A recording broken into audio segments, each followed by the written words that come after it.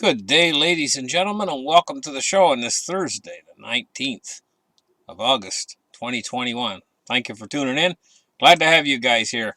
Now, I'm here to sum up things a little bit for what's going on right now with Bitcoin, the cryptos. Are they going to go up? Are they going to go down? Well, I'm here to answer that question for you guys, and I see a buying opportunity coming up. So let me get right into it. And we're going to take a look at a few articles. First thing I want to talk about is we all know that the Fed released vast amounts of money. They had different um, giant spending bills and packages, all those stimmy checks that went out to the people and everything.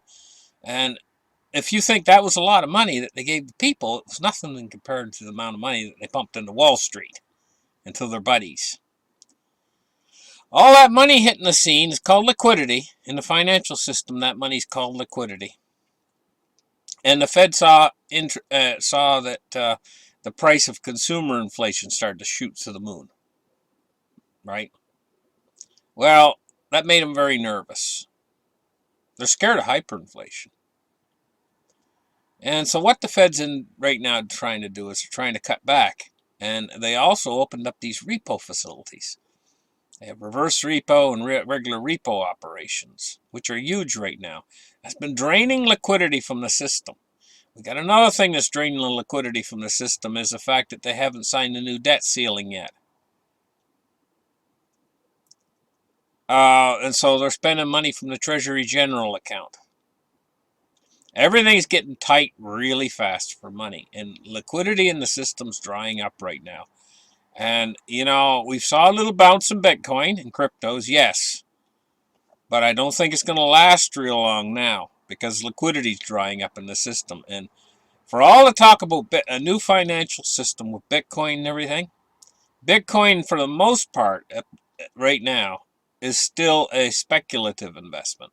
Bitcoin and the cryptocurrencies. Not that it's not going to become the new financial system of the new world. This is it. Bitcoin is going to be huge. I mean, huge. But because things are drying up right now, and the Fed's talking about tightening even further before the end of this year, I think it's going to put a damper on cryptocurrencies. Now, that being said, you possibly see some of your best bargains on cryptocurrencies coming up in the near future. What's going to happen after the near future's over, after we start moving into 2022? All of 2022, or most of it, at least the latter part of the whole latter half of 2022, I see it as the biggest bull market in cryptocurrencies ever.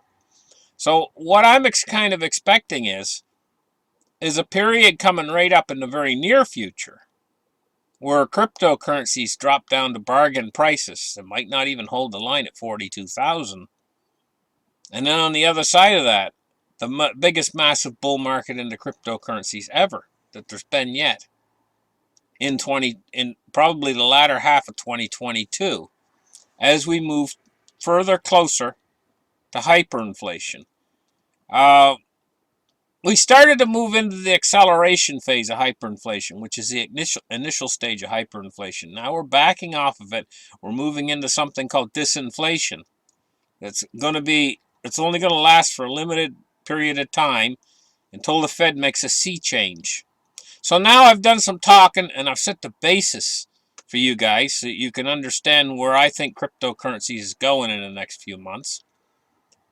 A foundation is what I've laid. Now we're going to open up the charts and take a look at the market. So let's open up the charts right here and let's take a look at what's going on. Wells Fargo is launching a passive Bitcoin fund for wealthy clients. Wells Fargo on Thursday registered a private fund with U.S. regulators, becoming the latest mega bank with an indirect crypto investment vehicle for its wealthy clients. A source familiar with the matter told CoinDesk that a new fund is passive. It's a break from earlier reports that Wells Fargo would pitch wealthy investors with an actively managed offering. So it's going to be a passive offering running in the background where people are going to be wealthy are going to be able to invest in cryptocurrencies. It says New York DIG and FS Investments are partnering with Wells Fargo on the offering, according to the regulatory documents. Moving on to other crypto news.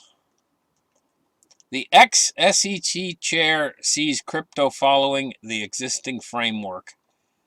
So basically, it says former top securities regulator Jay Clayton sees existing U.S. regulations as a solid precedent for rules about cryptocurrencies. Clayton, who spent several years as chairman of the U.S. Securities Exchange Commission, is joining the advisory board of Fireblocks in the latest recruitment by a crypto firm preparing for greater government oversight. The company platform specializes in digital assets used for payment, gaming, and non-fungible tokens for NFTs. New technology should not cause us to change the fundamental protections of our securities and other financial markets, Clayton said in an emailed comment. In terms of crypto provisions currently in the United States infrastructure bill, clarity around the taxation of digital assets is a good thing, he says. That's really the big thing, you know. They want to be able to collect their taxes. Taxes. But you know, the system's blowing apart. And their taxes are never going to keep up with the rate of inflation of the amount of debt that the system's taking on. And in fact, as the system gets poorer and poorer, they're going to get less and less taxes. My belief ultimately in the end is just going to have to give up on that idea of how they run their system. Things are changing so rapidly, and crypto's taking advantage of these changes. Crypto is the wave of the future for digital money and digital assets and digital holdings. The way I see it, Bitcoin is set up in a way that it doesn't pose a threat to the existing structure of the system as it stands, because it's not capable of being a currency itself. But at the same time, it requires a lot of work to manufacture Bitcoin. Requires energy, and energy is work. And that amount of energy is going higher and higher as the Bitcoin becomes worth more and more money. Basically, the effort required to mine a Bitcoin becomes greater and greater. As Bitcoin grows like that, the price of the Bitcoin is going to grow. And as the price of the Bitcoin grows, it's going to be used more and more. First off, there's going to be more and more stability in price the higher the price goes. We're used to the days of the Old West right now, where we see the Bitcoin price can roll. It rolls down, it can roll up very quickly. Lose 15% in a day. Those days are going to come to a close. And what we're going to see happen is the transaction volume on the Bitcoin network is going to slow down. We're going to see massive money pile in, and the Bitcoin's not going to move. It's basically going to sit as a store of value. Bitcoin's going to make a transition from being a speculative investment to a store of value. And it's trying to take the place of gold. It's trying to become digital gold as a store of value behind the whole world's financial system. That's what Bitcoin is trying to do. And at this point, it looks more and more to me, as a casual observer, it looks more and more to me like Bitcoin is going to be successful at becoming the new world's store of value. Not a currency, but a place where they park money. Big money. Big money. That's what it looks like Bitcoin's going to become, you know. And as it becomes that, you're going to see the price become extremely stable. No more, a higher the price becomes, the more stable it's going to become. I think that's where we're going to see it go. Let's take a look now at Bitcoin declines, approaching lower support at 42K. So Bitcoin has strong support at 42K. But it's moving down toward that spot, and the thing is let me just read a little bit of this. Bitcoin sellers were active over the last few days as short-term overbought signals appear on the charts. The world's largest cryptocurrency by market value is trading around 44,000 support at press time and is down about 2% over the past 24 hours. The next level of support is seen at the 42,000 breakout level, which could stabilize the pullback. I think in the short term, yeah, but I think that when we see this disinflation come in heavy, and we see the Fed talking about a taper coming up, I think Bitcoin could take it in the chops, guys. I think we could see the Bitcoin price go down substantially, and this is going to create a super buying opportunity because in 2022, I think we're going to see the Bitcoin price exceed $100,000 per coin. I really do in 2022.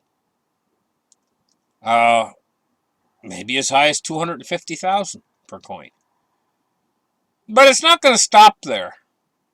Because when the Bitcoin obtains those goals, it's going to do exactly what I told you guys. The price is going to stabilize. We're not going to see these massive moves to the upside and downside anymore. We're also going to see transaction volume across the Bitcoin network slow down. And we're going to see massive amounts of money flow into it. In fact, it wouldn't be surprised me to see Bitcoin go above $8 trillion market cap just on Bitcoin alone, ultimately. And so what we're looking at is Bitcoin's going to be the place where they park money. Now, the governments are going to take some other form of blockchain type technology. It might not be blockchain itself, but blockchain type technology, and they're probably going to create central bank digital currencies. So we're going to be looking at a world where the central banks have their own digital currencies. The banking system, as it's existed all this time up until now, is going to become superfluous, not needed anymore. So we're only going to have central banks probably in the end. We're going to have Bitcoin storing all the big money of the world. A person is only going to need 1% of one Bitcoin to maintain an average retirement. 5% of a Bitcoin, they could live a luxury retirement for the rest of their lives. A person could have $1 million right now in the bank, and he's not going to do as good as the person who's got 1% of one Bitcoin if he keeps his $1 million in the bank right now. Saved up for retirement, I'm talking about. Savers, people who save for the retirement, IRA, what do you call accounts? All those different types of retirement accounts they got. They're going to get slaughtered. People who have pension funds, they're going to get slaughtered. People who have money market accounts, they're going to get slaughtered. This thing is coming. CDs are going to get slaughtered. Everybody who's in the dollar is going to get slaughtered in 2022 and 2023. It's coming like a tidal wave. What does a tidal wave do, guys? Do you guys know? Tidal wave's coming. You're on the beach. All of a sudden, you see the water disappearing. It's going away. Going out. Water's going out. Water's disappearing. Well, that doesn't sound right, because think of a tidal wave. You see a big roar of water coming in. No, the water goes out before a tidal wave. That's what we're seeing here. The water's going out. The liquidity's going out. Prices are dropping. That's because the tidal wave's coming. And the tidal wave is going to be the hyperinflation. And it's going to drive Bitcoin to the moon and beyond. And Bitcoin is going to help to make the hyperinflation worse. Because when people buy Bitcoin, they go out there and they take their money out of the bank. And that money had a velocity of 0. It's in the bank. They spend it on the Bitcoin. It goes right through the Bitcoin, that money. And then it has a velocity again. It's starting to move through the economy. It's speeding up the price of inflation. What happened to the Bitcoin he bought? Well, he's going to shove it into a wallet someplace, and that's his savings now. That's going to be repeated thousands and thousands of times over in the very near future. And that's why I say, for retirement, average retirement, you know, if you're a frugal person, you don't spend a lot of money, 1% of a Bitcoin, when Bitcoin gets to where it's going, probably in about 3 or 4 or 5 years from now, 1% of a Bitcoin would be enough for a frugal retirement. 5%, you live quite a nice retirement. If you got like a half a Bitcoin, man, you're just going to be able to have a new car every 6 months, and you're going to have the house in the Hamptons and everything else. You know, if you've got like a half a Bitcoin or a whole Bitcoin, that's what's coming. Bitcoin, compared it against the dollar. Remember when those guys bought the pizzas with Bitcoin? They thought they had a good deal, and they spent like 7,000 Bitcoins for a pizza. They thought they had a good deal. Well, ever since those moments until now, Bitcoin's becoming worth more and more in what you can purchase with one Bitcoin. And what way's the dollar going? The exact opposite direction. Because back then, when those guys bought the pizza, the price of pizza is 3 times now what it was then, priced in dollars. But back then, it cost 7,000 Bitcoins for pizza. Now, what does it cost for a pizza? 0.00001 or something? I don't know. It's like not very much of a Bitcoin. It wouldn't even touch your Bitcoin. If you got a whole Bitcoin, you could buy a pizza, and you'd still have most all of that one Bitcoin left. Most all of it. Only a very small fraction, less than 1% of the Bitcoin. Way less than 1%. But back then, it cost 7,000 Bitcoins. So you got one going in one direction and one going in the other direction. This isn't going to stop. The dollar is going to continue to become worth less and less and less than what it can buy.